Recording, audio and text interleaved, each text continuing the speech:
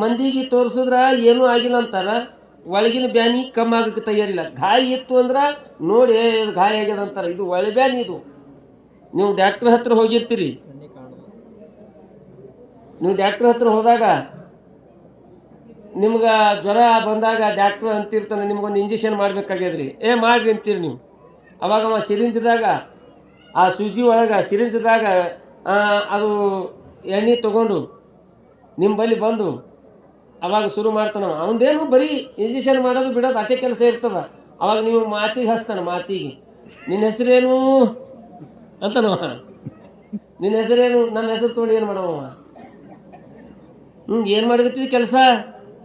ದಿನ ಹೋಗ್ಬರ್ತೀನು ಮನೆ ಕಡೆಗೆ. ಎಲ್ಲಿ ತಕ ಓದಿದಿ?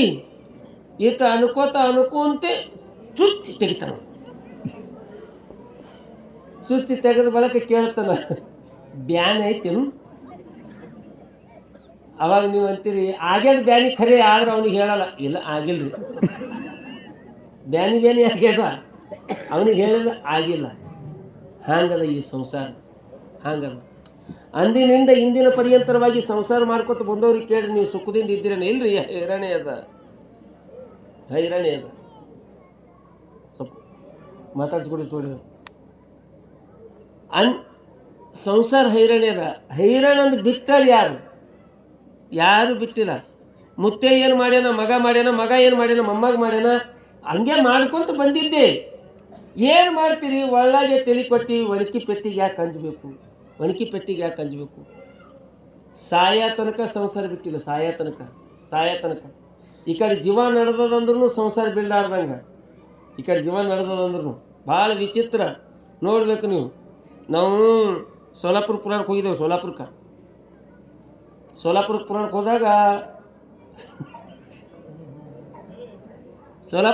ಹೋದಾಗ ಅಲ್ಲೆಲ್ಲ ಕಮಿಟಿಯವ್ರು ನಾವು ಮಧ್ಯಾಹ್ನದಾಗ ಹೋಗಿ ಇಳಿದೆವು. ಅವ್ರು ನಾವು ಹೋಗತಕ್ಕ ಒಂದು ರೂಮನ್ನು ಸೆಟ್ ಮಾಡಿದ್ದಿಲ್ಲ ಅವರು. ನಾವು ಹೋದ ಬಳಕ ಯಪ್ಪ ನಿಮಗೆ ಇಲ್ಲಿ ಇಳಿಸ್ತೇವ್ರಿ, ಈ ರೂಮ್ನಾಗ ಇಳಿಸ್ತೇವೆ ಹಂಗೆ ಹಿಂಗಂದ್ರು ಒಟ್ಟು ಒಂದೂ ಸೆಟ್ ಆಗಿಲ್ಲ. ಒಂದು ಮನೆ ಇತ್ತು, ಅದು ವೆಟರ್ನರಿ ಡಾಕ್ಟರ್, ದಂತ ಡಾಕ್ಟರ್ ಮನೆ. ಅವ್ನ ಮನ್ಯಾಗ ಒಂದು ಮ್ಯಾಗಿನ ರೂಮ್ ಖಾಲಿ ಇತ್ತು. ಅದು ಕಮಿಟಿಯವ್ರಿಗೆ ಗೊತ್ತಿತ್ತು. ಯಪ್ಪ ನೀವು ಅಲ್ಲಿ ಇರ್ತೀರಿ ಅನ್ನೋ, ಇರ್ತೇವೆ ನಾವು ಎಲ್ಲಿ ಬೇಕು ಅಲ್ಲಿ ಇರ್ತೇವೆ.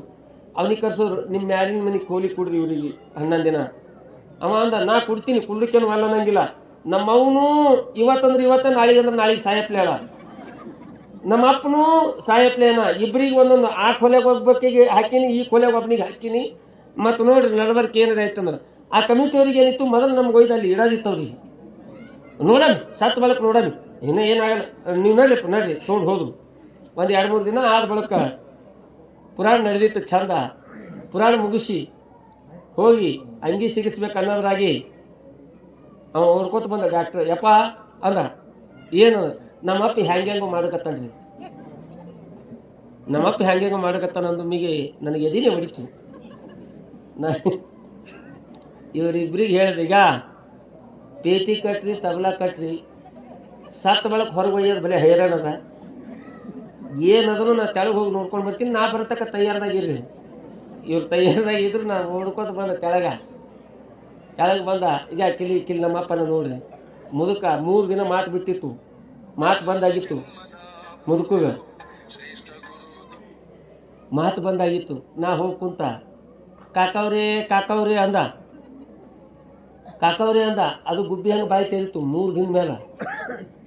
ಕಾಕವ್ರೆ,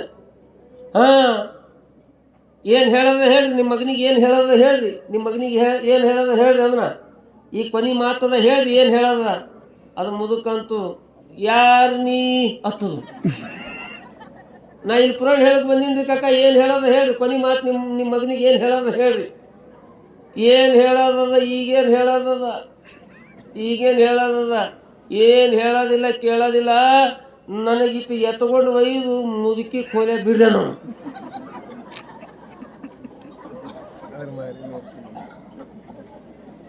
ಮುದುಕಿ ಕೊಲೆಯಾಗ ಈಗೇನು ಜೀವ ಹೋತ್ವತ್ತೆ ತಯಾರಾಗ್ಯದ. ಅದಕ್ಕೆ ಒಯ್ದು ಮುದುಕಿ ಕೊಲೆ ಬಿಡ್ರಿ ಅಂದಾಗ ಅವನಿಗೆ ಅಂದ, ನಾ ಡಾಕ್ಟ್ರಿಗ ನೀ ಕಾಲು ಕಡೆ ಹಿಡಿ, ನಾ ತಲೆ ಕಡೆ ಹಿಡಿತೀನಿ, ಒಯ್ದ ಕೊಲೆ ಬಿಟ್ಟು ಬರಮಿ. ಅವ ಡಾಕ್ಟ್ರ್ ಕಾಲು ಕಡೆ ಹಿಡ್ದ, ನಾ ತಲೆ ಕಡೆ ಹಿಡ್ದ, ಎತ್ಕೊಂಡು ತಂದು ಮುದುಕಿ ಕೊಲೆಯಾಗ ಹಾಕಿದೆವು. ಈಗ ತಾಸ್ನಾಗ ಸಾಯ್ತಾನ ನಾವು, ಮುಂದೆ 1.5 ತಿಂಗಳಾದ್ರೂ ಸಾಯ್ಲಿಲ್ಲ. ಇದು ಕೊಯ್ದು ಹಾಕಿದ ಬಳಿಕ 15 ದಿನದಾಗ ಮುದುಕಿನ ಸತ್ತು ಇದು ಸಾಯ್ಲಿಲ್ಲ. ಎಷ್ಟು ಸಾಯ್ಲಿಕ್ಕೆ ತಯಾರಾದ್ರೂ ಸಹಿತ ಸಂಸಾರದ ಮೇಲೆ ಎಷ್ಟು ವ್ಯಾಮೋಹ, ಹೆಂಡತಿ ಮಕ್ಕಳ ಮೇಲೆ ಎಷ್ಟು ವ್ಯಾಮೋಹ. ಅದಕ್ಕೆ ಈ ಸಂಸಾರದ ಗದ್ದಲದೊಳಗೆ ಬೀಳಬಾರದು ಅಂದಿದ್ದ ಶರಣ ಬಸವ. ತಾಯಿ ತಂದೆ ಹೇಳ್ತಾ ಇದ್ರಿ, ಶರಣ ಮದುವೆಯಾಗು ಮದುವೆಯಾಗು ಮದುವೆಯಾಗು.